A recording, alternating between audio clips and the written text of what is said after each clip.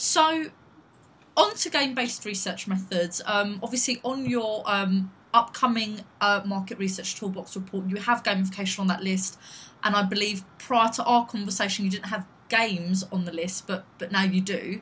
But what was your understanding about gamification research so far? And feel free to mention any particular companies or individuals that you've seen using gamification who you think might be doing a really good job, or any ways that you've seen gamification already being used in particular surveys.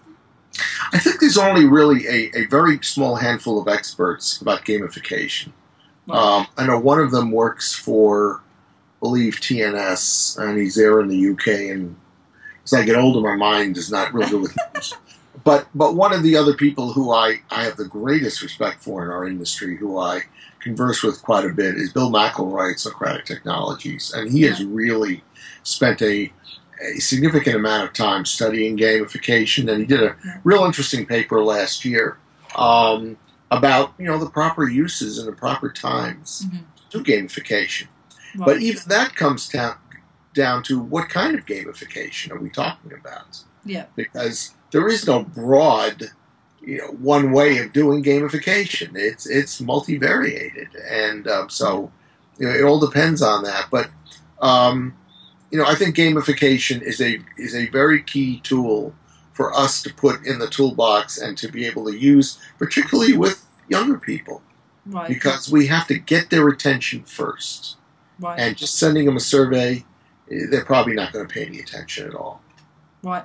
I mean, it's quite interesting because you've got the definition of gamification, although it's quite a contested term in the gamification industry. There are a couple of thought leaders, so I'm sure that the listeners would be interested to hear about. So you've got Gabe Zickerman, who's really a thought leader in the gamification industry, who's authored a book called Gamification by Design and chairs the Gamification Summit, which is largely based in the US, but I think it's very recently come over to Europe. And Sebastian Deterding, who I'm a very big fan of, who's written so many papers on gamification and trying to define the term and looking at different ways it's being used. So the definition from both of these people has become that that gamification is the use of game mechanics and game elements in non-game contexts. And so what you see is a lot of researchers who might not know the definition of gamification necessarily and dig into, okay, what are game mechanics and game elements and how should I use these in a non-game context?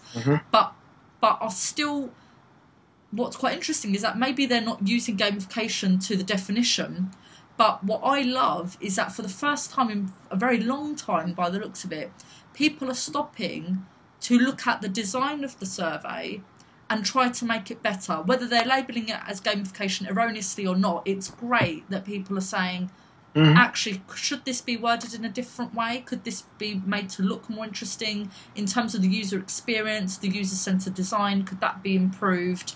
And so for me, it's quite exciting that the kind of design of the surveys are moving forward. But what I'm quite interested in is, again, from your experience, what do you think are the issues inherent in designing surveys? So that kind of creative, aesthetic point of view.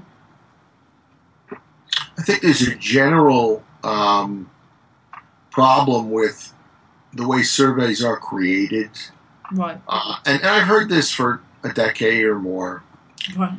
That we tend not to put enough time and attention to really putting the questionnaires and the things that we put together out there for surveys to practical internal examination before we throw it out there at people that we want to respond. Right. And I hear that over and over again.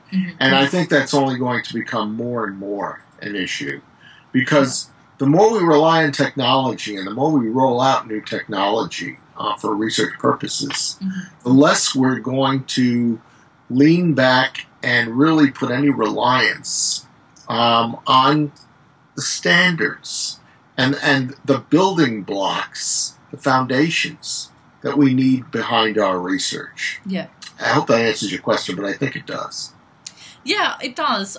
Because I think what that touches on as well is just the very simple lack of time that researchers have, because I'm a huge advocate of meaningful design, functional design, but then there are lots of people out there that can't really sort of sit and reflect on how does this look, how is this being assessed by my participant, what is the journey my participant is taking, right from seeing that they have an invitation through to opening the survey, through to completing it, through to getting their incentive.